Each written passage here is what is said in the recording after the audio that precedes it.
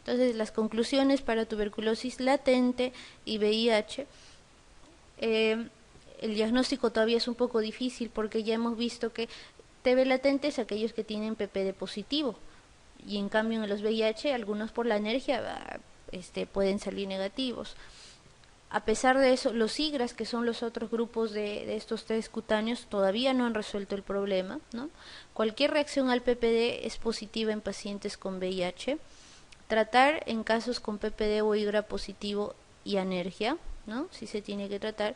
Para Perú puede considerarse tratamiento en todo caso de CD4 menor de 500 y alergia, ¿no? O sea, PPD negativo, pero con un CD4 menos de 500, sí le puedo iniciar su quimioprofilaxis.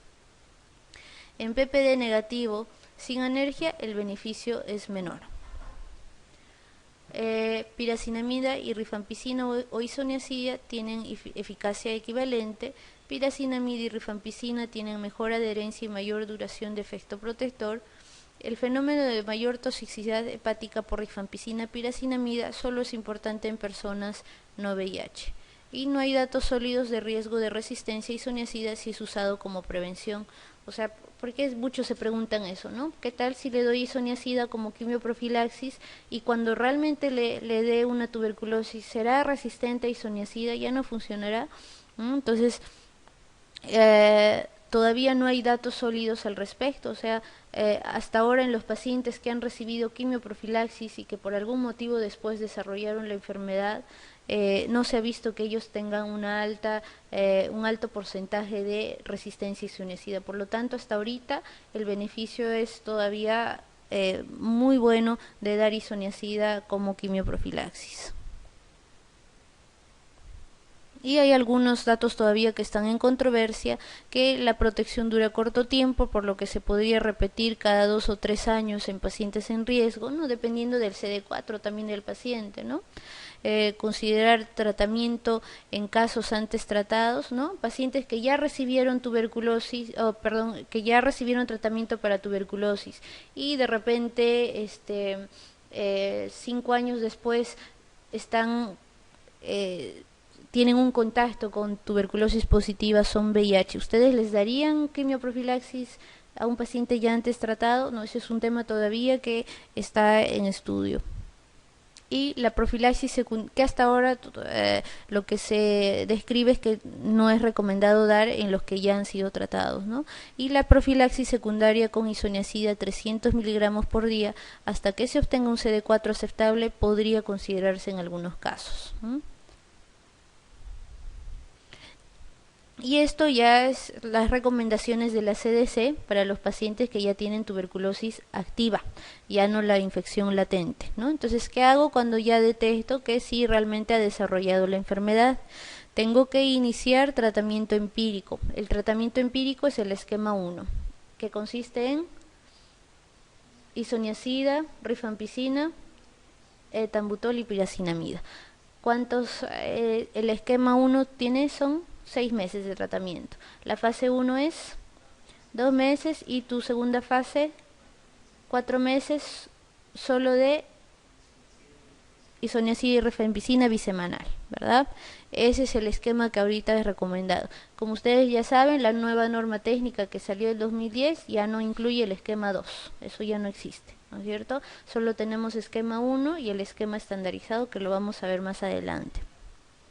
Entonces, diagnostico TBC, le inicio esquema 1 de tratamiento empírico, ¿no?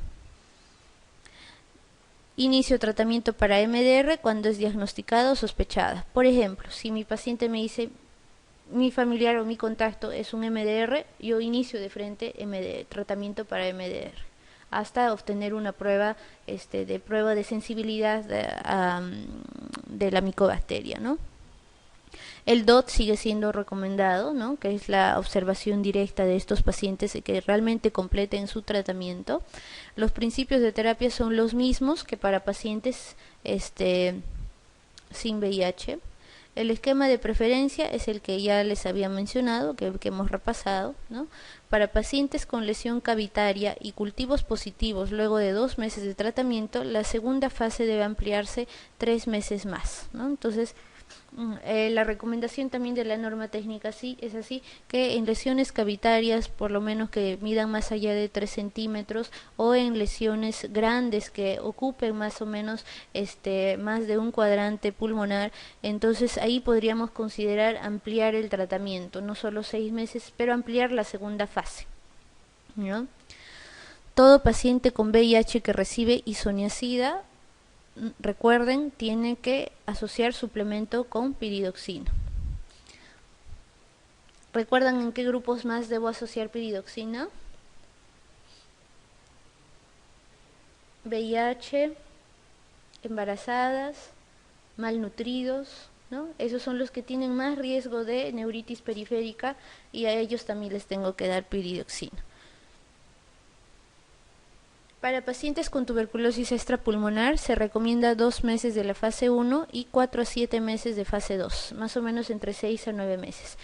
¿Qué tipo de tuberculosis se da más o menos por un año? No.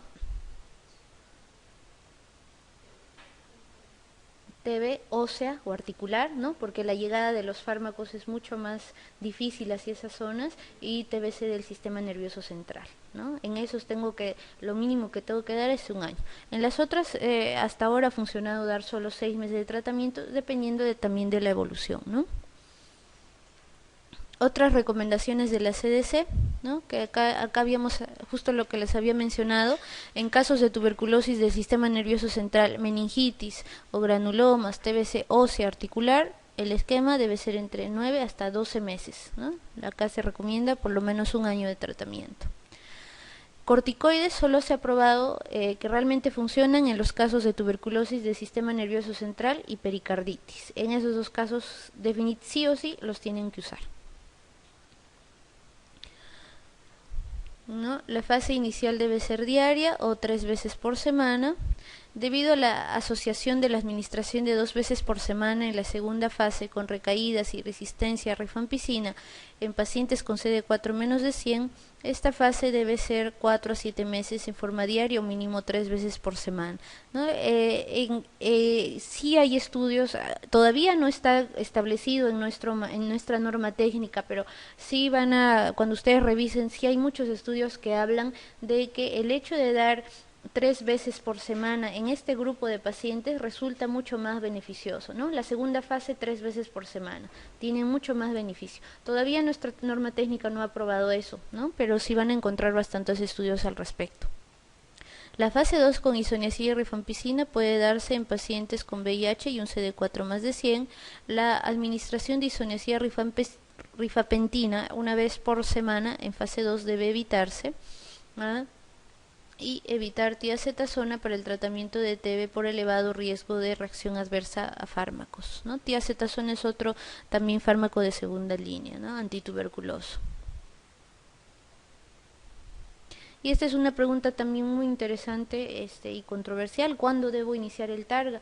Ustedes sí habrán visto incluso casos de reacciones paradójicas cuando cuando ya inician el targa y entre el anti-TBC. Entonces, sí, el tiempo en que debo iniciar el targa en un paciente que ya recibe antituberculosos sí es muy importante, ¿no? A favor, o sea, mientras más rápido inicia el targa, es porque hay algunos términos a favor que hablan de que hay una posible prevención de la progresión del VIH, reduce la mortalidad y morbilidad asociada a tuberculosis y otras infecciones oportunistas. Y en contra, porque hay pues estas reacciones de hipersensibilidad, reacciones paradójicas, se puede potenciar la toxicidad, hay interacciones entre las drogas, gran cantidad de las drogas, por lo tanto más posibilidad también de abandonos de tratamiento y posibilidad de de un iris, ¿no? De estas reacciones paradójicas inflamatorias. Entonces la CDC también ya ha establecido parámetros para saber cuándo es que debo iniciar el tratamiento en este tipo de pacientes, ¿no? Para pacientes con CD4 menos de 100, el targa debe empezarse después de 2 semanas de haber iniciado el tratamiento de antituberculosis. Para pacientes que tienen CD4 entre 100 y 200, el targa puede esperar hasta terminada la fase 1.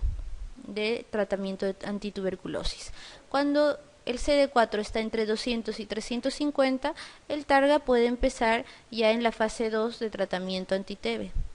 Y para pacientes con CD4 mayor a 350, el Targa puede empezar luego de haber terminado el tratamiento para tuberculosis. O sea, mientras más inmunocomprometido está, sí debo iniciar más rápidamente el Targa, porque se ha visto que reduce mortalidad.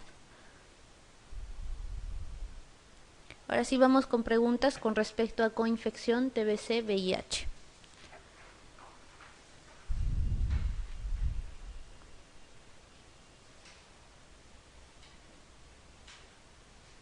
Señale la respuesta correcta en cuanto a tuberculosis en pacientes con infección por VIH. En nuestro medio se asocia siempre a depresión importante del linfocito CD4.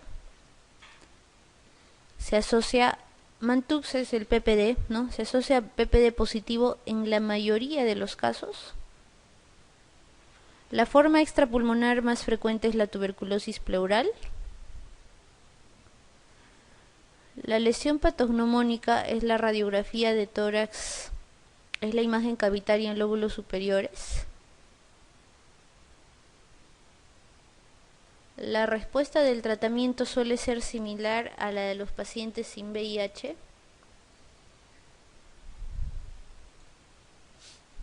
¿Cuál creen que es la respuesta correcta?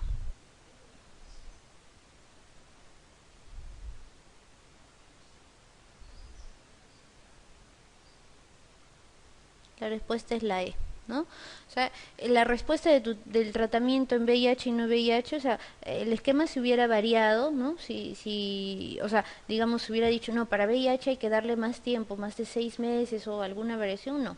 La respuesta es igualita para pacientes VIH y no VIH, ¿no? Entonces, las otras habíamos hablado, en nuestro medio se asocia siempre a una depresión importante, no puede dar tanto a VIH de inicio tardío o temprano, ¿no? Más bien habíamos dicho que el PPD positivo es muy poco común, no es en la mayoría de los casos. La forma extrapulmonar más frecuente es tuberculosis pleural, no, es la ganglionar. La lesión patognomónica en la radiografía de tórax es la imagen cavitaria en lóbulos superiores, no, más bien hemos visto que este tipo de pacientes da más del tipo de primoinfección, ¿no? En relación con la infección tuberculosa en un paciente con SIDA, señale lo que es cierto. ¿El PPD es siempre negativo? No. ¿No? ¿Predominan las formas pulmonares con clínica y radiografía típicas? No. ¿Suele ser consecuencia de una reactivación de enfermedad latente? Esa puede ser. ¿No son útiles los tratamientos habituales? El tratamiento es el mismo, ¿no? ¿Siempre recidivan? No siempre recidivan, ¿no? Entonces, la cierta es que este generalmente es una consecuencia de una reactivación, ¿no? Y que tuvieron infección latente y no recibieron quimio, etcétera, pasó el tiempo y es justo una reacción de reactivación de la enfermedad.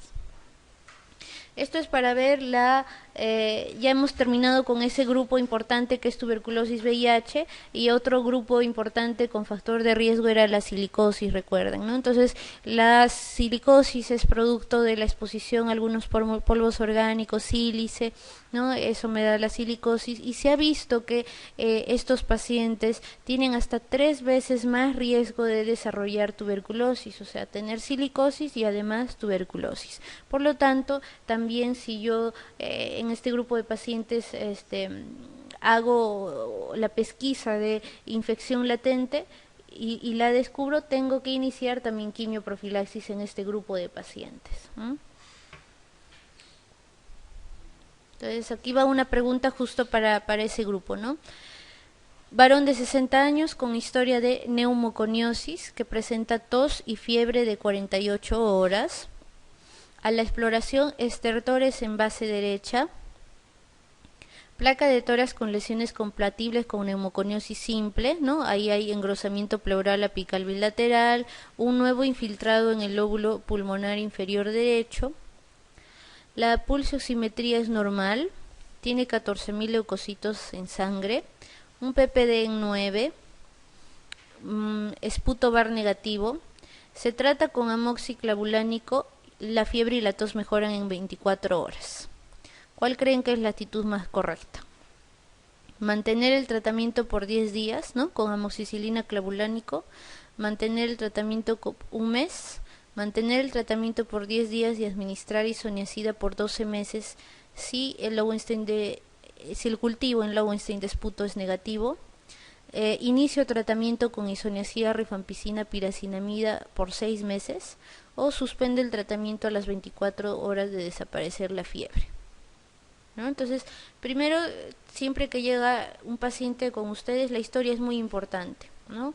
Tiene neumoconiosis, pero tiene solo un tipo de enfermedad de 48 horas, ¿no? Entonces ustedes saben que la tuberculosis tiene un tiempo subagudo de presentación. Incluso la definición de sintomático respiratorio es aquel que tiene tos más de 15 días, ¿no? Eso es lo que todo el mundo propugna, ¿no? Entonces, ya el hecho que me diga que solo tiene 2 días de enfermedad, ya dudo sobre si es tuberculosis o no, ¿no? Ahora, la placa de tórax me dice que tiene un engrosamiento pleural apical bilateral, que era ya propio de su neumoconiosis, pero que hay un nuevo infiltrado y es inferior, ¿no? Entonces, sabemos que la tuberculosis se ubica un poquito más o tiene predilección para lóbulos superiores. Entonces, eso es otro que me aleja de que esto sea una tuberculosis activa y más bien sí una neumonía por gérmenes comunes, ¿no? Ahora, una tuberculosis me traerá leucocitosis. No es lo usual, pero sí podría ser muy poco frecuente, pero quien me hace esto sí generalmente son los gérmenes comunes, ¿no? Tiene un PPD en 9, ¿no? Y se le hizo un examen de esputo para tuberculosis y es negativo. O sea, cuando ustedes vean un paciente siempre tienen que reunir criterios clínicos, radiológicos y baciloscópicos para hacer su diagnóstico de tuberculosis. Clínico, solo tiene tos, pero no va dentro del parámetro establecido. Radiológico, tampoco es la ubicación predilecta. Y baciloscópico, tampoco tiene un VAR positivo. Por lo tanto, el diagnóstico de tuberculosis es cada vez más lejos. Lo más probable es que se trate de una neumonía por gérmenes comunes. Entonces, lo que tengo que hacer es darle tratamiento antibiótico, ¿no? Entonces, descarto la posibilidad de darle tratamiento o iniciar tratamiento para tuberculosis, y lo que sí debo tener en cuenta es que como tiene un PPD positivo, sí he hecho el diagnóstico de neumonía por gérmenes comunes y además de infección latente por tuberculosis. Entonces puedo terminar de darle su tratamiento para la neumonía y además darle profilaxis para anti-TB, ¿no? Entonces esa es la respuesta.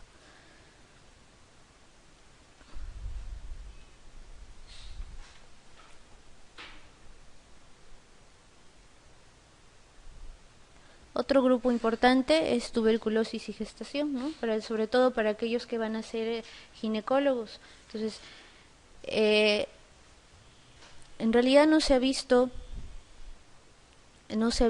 una correlación alta, o sea, toda gestante tiene alto riesgo de tuberculosis, no. Lo que sí se ha visto que tuberculosis durante la gestación me incrementa los eventos perinatales de bajo peso al nacer, pequeño para la edad gestacional, prematuridad, placenta ácreta, placenta previa, distrés fetal agudo y muerte perinatal. Pero el hecho de ser gestante no me incrementa el riesgo de tener tuberculosis. Lo único que se ha visto es que la tuberculosis en la gestación incrementa estos eventos, nada más. El puerperio sí han visto que tiene alguna relación con el hecho de sí ser más propensa a desarrollar una tuberculosis, no así el estado de gestación. Entonces, ¿qué tratamiento dar en la gestante? Que es lo que siempre les van a preguntar. El tratamiento es el mismo. Como vamos a ver más adelante, lo único que estaría contraindicado es los aminoglicósidos. Y si es muy necesario dar a este tipo, porque puede tocarles justo una gestante con MDR o XDR y que ahí sí o sí tienen que usar un aminoglicósido. Entonces, en esos casos ustedes podrían elegir darlos a partir del segundo trimestre de embarazo, ¿no? Pero mientras tanto, para una gestante que tiene, donde van a indicar esquema 1, el tratamiento es el mismo en cualquier etapa de la gestación. Los antituberculosos que cruzan la barrera placentaria son streptomicina, isoniazida, rifampicina y etambutol, para que lo tengan en cuenta. ¿No? Entonces, estos son algunos repercusiones que traen algunos fármacos antituberculosos. Por ejemplo, los aminoglucósidos, ¿no? Dentro de ellos streptomicina, kanamicina, micacina. La streptomicina sí tiene alta teratogenicidad. La incidencia de ototoxicidad congénita, que es lesión del octavo par, más o menos es del 17%, por lo tanto es una categoría D para el embarazo. Kanamicina también está relacionada a ototoxicidad por exposición intraútero. Se dice que incluso es más tóxico que la streptomicina, también es categoría D.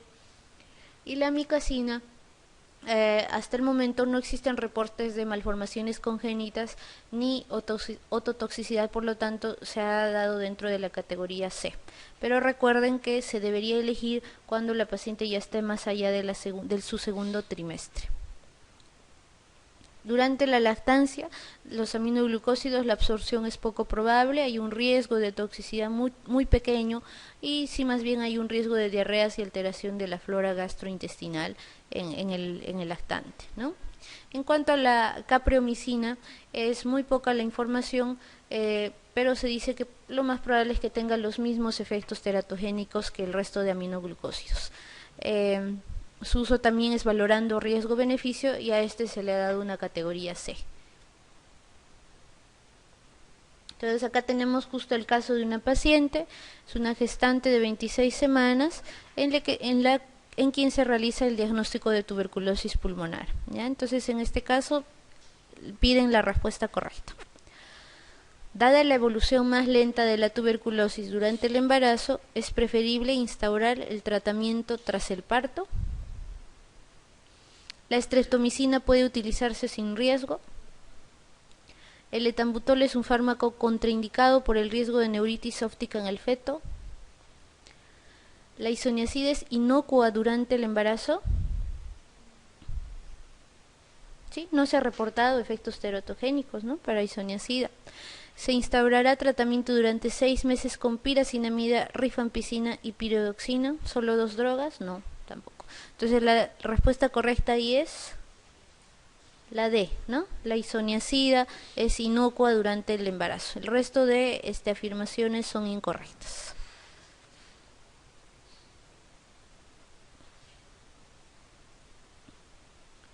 Entonces ya hemos visto los grupos de riesgo más importantes para factores de riesgo más importantes para tuberculosis. Ya en las primeras diapositivas les había mencionado los otros grupos de riesgo, que son diabéticos, enfermedad renal crónica, por ejemplo, gastroestomizados es otro grupo de riesgo, malnutridos, ¿no? Entonces, sobre todo en esos pacientes sí es importante que si cualquiera de esos grupos llega a ustedes con el diagnóstico de una infección latente por tuberculosis, sí estén ustedes en la condición de iniciar una quimioprofilaxis, ¿no? Sobre todo en estos grupos de riesgo.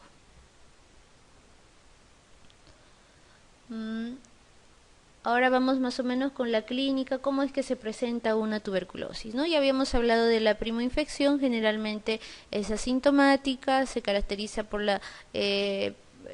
el desarrollo de un complejo primario, también puede haber eritema nodoso, queratoconjuntivitis. Otra forma clínica de presentación es la tuberculosis miliar, que es de inicio insidioso, solo da ciertos grupos, sobre todo inmunocomprometidos, y el 75% es de manifestación pulmonar.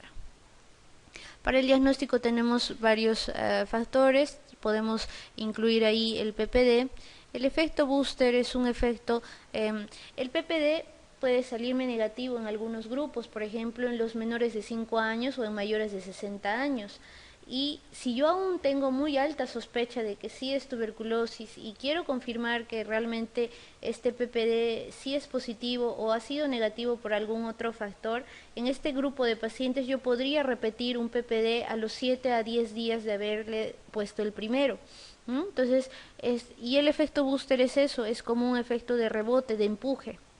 ¿No? Entonces, si yo le repito el PPD al 7 o 10.º día y ya se convierte, o sea, ya se torna positivo, ese es el verdadero PPD del positivo, del paciente. Pero eso solo me sirve en esos grupos especiales, ¿no? Niños y adulto mayor. Ya les mencioné, el diagnóstico ustedes tienen siempre que buscar los criterios clínicos, radiológicos y baciloscópicos, ¿no? La baciloscopía me da una sensibilidad de un 40 a un 60%. Se dice que, ¿por qué creen que pedimos por lo menos 2 BKs, ¿no? Se dice que mientras más BKs le pida, aumento la sensibilidad. Y los estudios ya han demostrado que por lo menos son suficientes 2 BKs en esputo para yo tener una buena sensibilidad y hallar la micobacteria baciloscópicamente. En orina, por ejemplo, también se ha determinado en eso. Se dice que hasta necesitaría unas 6 muestras de orina para aumentar mi sensibilidad para el BK. Y en esputo serían necesarias hasta unas 2 muestras por lo menos. Como ven acá, el hecho de pedir un cultivo para tuberculosis me aumenta de sobremanera la sensibilidad. Entonces, y sobre todo lo debo pedir en ciertos grupos de riesgo, ¿no? Entonces, cultivo de esputo para tuberculosis me aumenta mi sensibilidad hasta un 82%. Y el PCR, ¿no? Buscar la reacción en cadena de polimerasa me da una sensibilidad hasta del 100%, solo que es un examen muy costoso, ¿no? Incluso se puede pedir en cualquier tejido. Solo el costo es lo que nos frena a solicitarlo. Los síntomas son muy variados. El síntoma más con mayor porcentaje o que casi todos presentan es tos, pérdida de peso, fatiga, sudoración, temblor, anorexia, dolor torácico, disnea, hemoptisis solo en un 28%. Y recuerden que la primera causa de hemoptisis en Perú sigue siendo tuberculosis o incluso secuelas por tuberculosis que son las bronquiectasias. Hay un 7% que no va a tener síntomas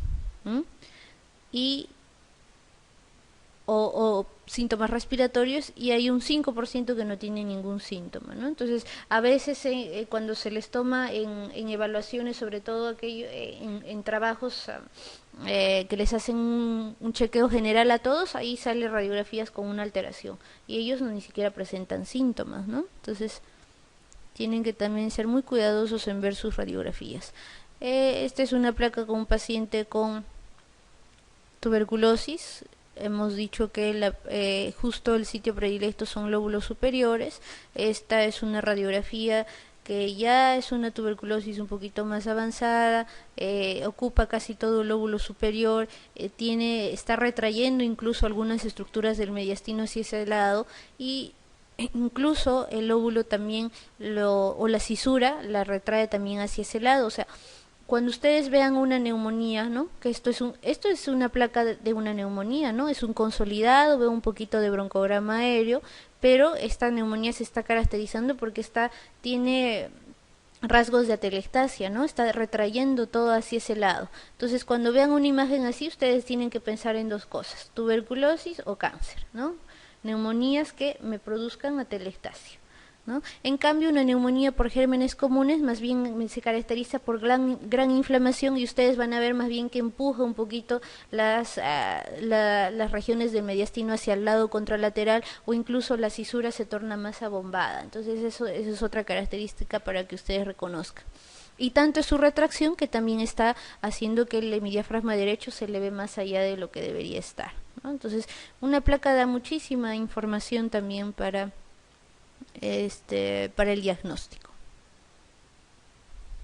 ¿no? Entonces, ya hemos visto la clínica, su radiografía y su baciloscopía, ¿no? Entonces, recuerden que ustedes también tienen que saber cuándo es un BK positivo, cuándo es 2 cruces, cuándo es 3 cruces. Entonces, un BK negativo es que no han encontrado ningún bar hasta en 100 campos microscópicos. Cuando les dicen que es una cruz, eso quiere decir que han encontrado menos de un bar promedio por campo en 100 campos observados. Eso quiere decir más o menos entre 10 a 99 bacilos en 100 campos. Cuando les digan que son 2 cruces, es más o menos que han encontrado 1 a 10 bar promedio por campo en 50 campos observados. Y cuando les digan que es 3 cruces, eso significa más o menos que hay más de 10 bar promedio por campo hasta en 20 campos observados, ¿no? Y eso es más o menos cómo se colorean, son ácido alcohol resistentes, y estos son los VAS positivos, ¿no? Son como unos bastoncitos que los ven ahí en los campos microscópicos. Solo el 40 a 50% de las tuberculosis pulmonares son BK positivos, o sea, cuando ustedes, cuando un paciente venga a ustedes comentándoles que ha tenido un contacto con tuberculosis, no se queden solo con solicitarle becas, tienen que pedirle su placa, ¿no? Tienen que hacer todo ese contexto y ese criterio. Ahí se han dado ya muchos casos que solo les piden el beca, sale negativo, se van a su casa y luego de 3 meses regresan con una tuberculosis muy avanzada. Entonces, a todo contacto deben pedir ambos exámenes. Se requiere más o menos de 5.000 bacilos en 1 mililitro de esputo para que sea detectable al microscopio. El 10% de los BKs negativos son también cultivo positivo, solo un 10%, el resto me puede salir en el cultivo, ¿no? Entonces, si yo todavía tengo alta sospecha de tuberculosis y los BKs siguen saliendo negativos, puedo pedir un cultivo y muy probablemente lo encuentre ahí. El 17% de la transmisión está dada por aquellos BKs negativos y que son cultivos positivos. O sea, sí hay un porcentaje considerable que a pesar de que tienen un BK positivo son contagiantes, un BK negativo, perdón, ¿no? Y los cultivos, recuerden, tienen muy alta sensibilidad, hasta un 98%. Ahora en la actualidad hay muchos métodos, hay muchos medios de cultivos con los que se cuentan. El que casi todos tienen en casi todos los hospitales o incluso centros de salud es el método convencional, el que usan el Lowenstein-Janssen, ¿no? También hay el método de MGIT y hay algunas diferencias entre estos medios de cultivo, ¿no? El Lowenstein-Janssen, que es el método convencional, sí pues se caracteriza porque es un poco el resultado no los dan todavía en 3, 4 semanas, sino es un poco más, ¿no? Ellos generalmente esperan hasta 8 semanas para darte un resultado, ¿no? Las ventajas es que hay menos probabilidad de contaminación en la preparación de los medios se guardan generalmente hasta por 2 meses, pero su desventaja es la velocidad de crecimiento, ¿no? Para yo tener un resultado tengo que esperar 2 meses, si no es un poco más, para que me digan si es positivo o negativo. Pero ya se han creado nuevos medios de cultivo, uno de ellos por ejemplo es el MGIT, que me da más o menos el resultado en unos 10 días aproximadamente. Su ventaja es la velocidad de crecimiento, sin embargo el costo es lo que no está todavía accesible en todos los puntos en Perú, ¿no?